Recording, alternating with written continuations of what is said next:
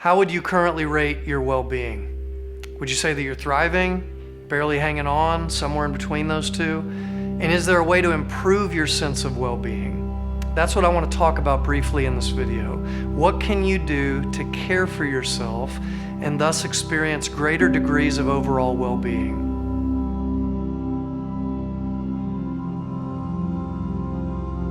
My name's Joe, and I'm a licensed mental health counselor, also an ordained Christian minister. So my perspective on these questions is obviously shaped by a worldview that says God cares about you and He cares about your well-being. So what is well-being? In Psalm 35:27, David writes that the Lord delights in the well-being of His servant. That word well-being is the Hebrew word shalom. Maybe you've heard that shalom means peace, but it means so much more than that. To quote the great rock band Radiohead, everything in its right place. That's shalom. It's wholeness, it's fullness, it's everything in its right place. When things feel out of place in your life, you're probably not experiencing a great deal of well-being in your life. But here's the thing. Though you were made for this, you were made for well-being, you were made for wholeness and for shalom, we live in a world of shattered shalom. Psychologist and author Dan Allender writes, "We spend most of our life guided by the presumption that life can be orderly and predictable if we just try hard enough. And then tragedy in some form breaks through and awakens us."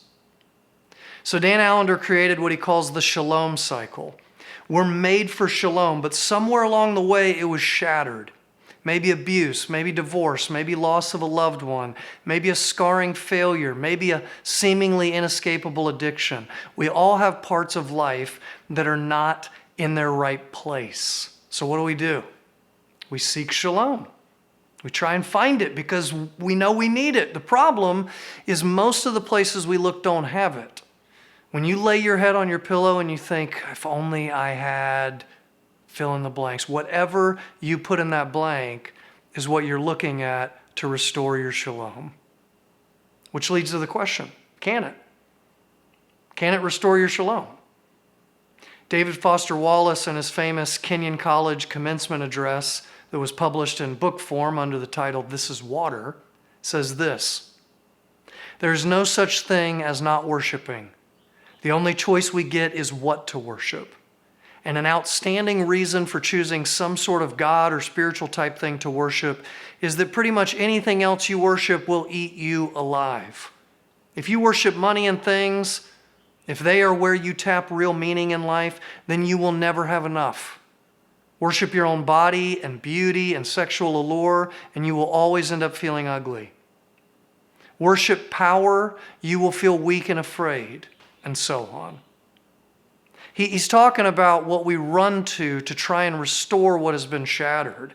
And if it's not something that offers true healing, but only a temporary substitute, then the shattering will continue. And the wholeness that we're longing for, we'll never find. So how do we seek shalom, wholeness, emotional health, well-being in a way that truly is restorative? Well, that's self-care, or sometimes called soul care. And in the remaining time in this brief video, let me just walk you through some general self-care steps in your journey to finding true and lasting well-being. First, look in. I'm talking about paying attention to what's going on inside of you.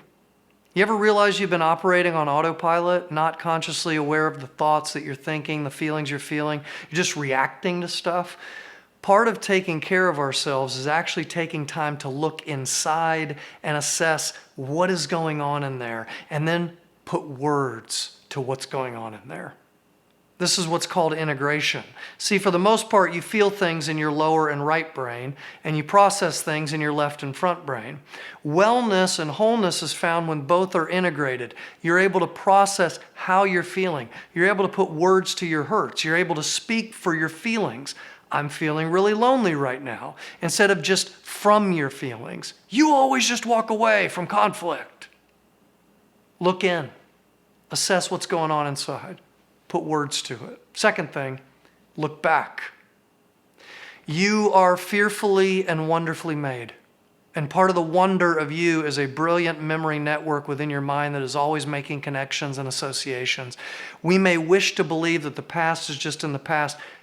It's not. It's in our brains. William Faulkner said, "The past is never dead. It's not even past."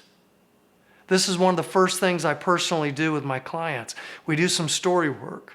Let's take a look and see what went down. What are those touchstone memories from the early chapters of your story? And are any of them still playing out in this chapter of your story? If so, it's not something to be ashamed of, but it's also not something to ignore. Maybe there are patterns and habits developed to protect yourself in an early chapter of your story. But now those patterns and habits are not helping you. Sticking our heads in the sand about those early chapters is only going to give them more power, not less. So look in, look back. And then a third thing to start doing to take care of yourself is look across. When you've looked in and you've looked back, have you shared that with anyone? Do you have that kind of people in your life who, even if they knew the shattered stories in your life, they would move closer to you in empathy? If you don't, part of self-care is finding those people. Maybe it's reaching out to someone in your network and saying, "I need real community. I want you to know me and see me." Maybe it's finding a counselor to come into that shattered shalom with you and help you make some sense of it. Fourth step to self-care, look up. What's your relationship with God like? What's it really like? I love this quote from priest Anthony DeMello. He was reflecting on Peter after Peter had denied Christ, when he looked up and he saw the face of Jesus. And DeMello wrote, "I had a fairly good relationship with the Lord. I would ask him for things, converse with him, praise him, thank him. But always I had this uncomfortable feeling that he wanted me to look at him, and I would not. I was afraid I should find an accusation there of some unrepentant sin. I thought I should find a demand there. There would be something he wanted from me. One day I finally summoned up courage and looked. There was no accusation. There was no demand. The eyes just said, 'I love you.' And I walked out. And like Peter, I wept." Do you believe that God actually loves you and delights in you? And that you can, just like in the Psalms, you can bring all your mess, all your emotions and your questions, and you can honestly bring it all to him, and he is delighted to spend time with his beloved child. Whatever you're going through, whatever you're feeling, he wants to hear about it. All right, one more.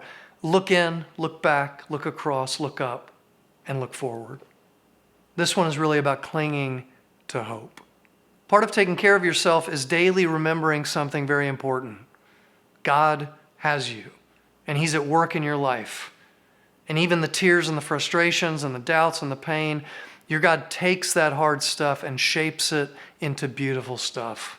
I love how Jürgen Moltmann defined hope. He said it's remembering the future. I think that's helpful because when we don't feel our hope, it's all the more important to remember our hope, to remember the future that's promised. No more tears or death or feeling separated from God or others. No more estrangement. It's a promise that we have to make a practice of remembering. So it's okay to not feel hopeful while desperately trying to remember the future. Just don't ignore that, and don't be there alone. Invite others into that place. Most importantly, invite Christ into that place, because at least in my experience, he does tend to draw close when we're in low places. Look in, look back, look across, look up, and look forward.